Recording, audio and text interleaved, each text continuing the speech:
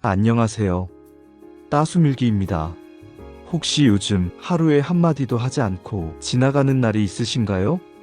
전화벨은 울리지 않고 만나자는 연락은 줄어들고 어쩌다 누군가와 마주쳐도 대화 주제가 잘 떠오르지 않는 경험. 아마 한 번쯤은 겪어보셨을 겁니다.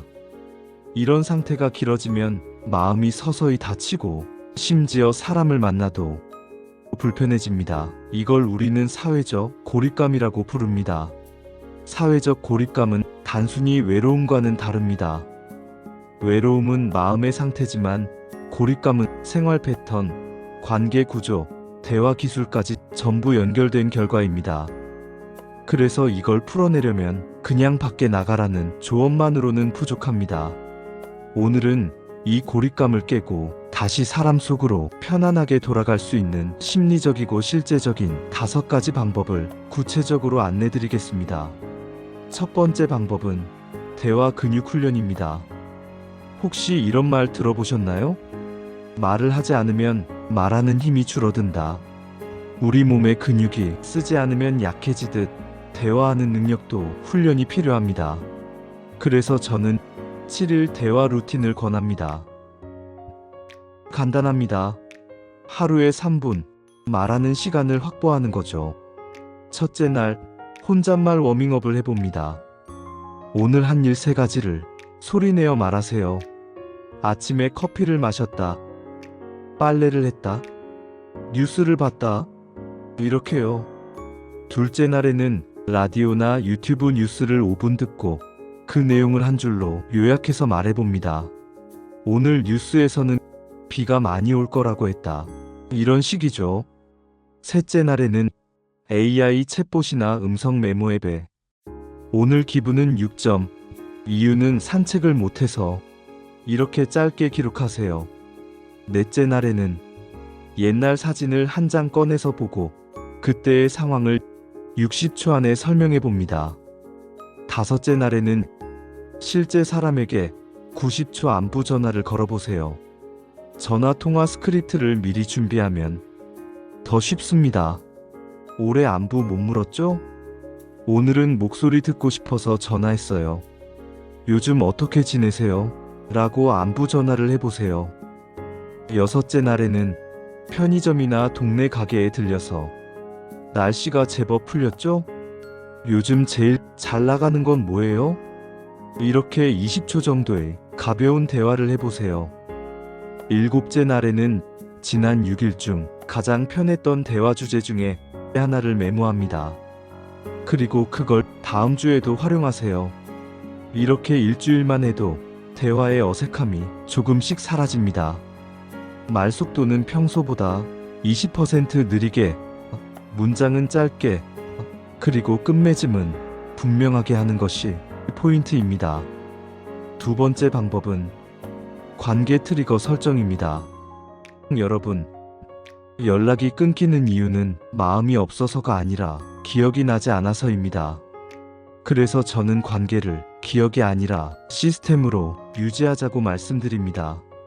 먼저 연락할 사람을 3단계로 나눕니다. 1구는 가족이나 절친으로 구분하고 주 1회 연락합니다. 2구는 가끔 만나는 지인으로 구분하고 2주에 1회 연락을 합니다. 3구는 반가운 얼굴이지만 자주는 못 보는 사람으로 구분하고 월 1회 연락을 합니다.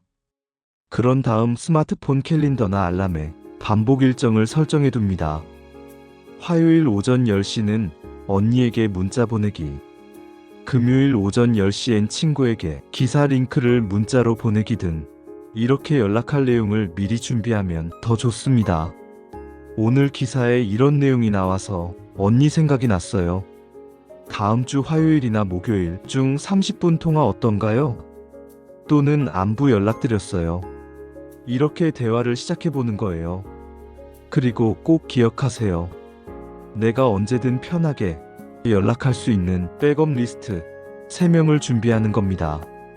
형제, 동네 지인, 복지관 담당자처럼요. 이렇게 시스템을 만들어두면 연락이 기억에 의존하는 일이 아니라 자동으로 돌아가는 일이 됩니다. 세 번째 방법은 감정 공유입니다. 대화를 하려 해도 무슨 말부터 해야 할지 막힐 때가 있습니다. 그럴 땐 감정 공유 저널을 활용해 보세요. 방법은 간단합니다. 하루에 있었던 한 가지 사건과 그때의 감정과 점수를 두 줄로 적습니다. 예를 들어 아침에 커피 향이 좋았다. 기분 7점. 비가 와서 산책을 못했다. 기분 4점. 동네 고양이랑 눈이 마주쳤다. 기분 6점. 이렇게 매일 두 줄씩 기록해두면 대화할 때 어제 이런 일이 있었는데 당신은 비 오는 날 뭐 하세요? 처럼 자연스럽게 이야기를 꺼낼 수가 있습니다. 손글씨가 부담되면 음성 메모로 30초만 녹음해도 충분합니다. 그리고 주 1회 기록을 다시 보면서 기분을 올린 것 3개, 내린 것 3개를 표시하세요. 이게 다음 주의 대화 주제와 행동 계획이 됩니다. 네 번째 방법은 관계의 거울 피드백입니다. 혹시 오랜만에 누군가를 만나고 나서 내가 왜 이렇게 경직돼 있지? 라고 느껴본 적 있으신가요? 고립이 길어지면 표정과 말투가 굳어집니다. 그걸 깨기 위해선 관계의 거울이 필요합니다. 가까운 사람 2명을 정하세요. 한 명은 가족, 한 명은 지인, 그리고 이렇게 부탁하세요. 제 표정이나 말투에서 편하지 않았던 점 하나만 알려주세요. 피드백은 표정, 말길이, 끼어들기 습관, 주제 편향, 목소리 톤 중 하나면 됩니다. 예를 들어 말을 너무 빨리 해라는 피드백을 받았다면 그 주엔 의도적으로 말 속도를 줄이고 문장을 짧게 끊는 연습을 합니다. 피드백은 방어하지 않고 고맙습니다. 한 달 동안 노력하고 다시 점검할게요 라고 답하세요. 이렇게 하면 내 대화 태도가 조금씩 편안해집니다. 다섯 번째 방법은 관계 속 미션형 활동입니다. 사람과의 관계는 그냥 만나자고 하면 오래가지 않습니다. 하지만 함께 목표를 향해 가는 관계는 오래갑니다. 예를 들어 동네 꽃사진 모으기, 합작 레시피 만들기, 산책지도 만들기, 이런 건 함께 해야만 미션이 완성됩니다. 미션을 정할 때는 4주 로드맵을 그리세요. 1주차 목표와 역할 나누기, 2주차 참여자 모집, 3주차 실행하기, 4주차 결과물 공유와 다음 미션 예고하기, 그리고 갈등을 막기 위해 3가지 규칙을 정하세요. 시간 엄수를 기본으로 정치, 종교, 돈 관련 얘기는 금지, 불참 시 사전 통보하기.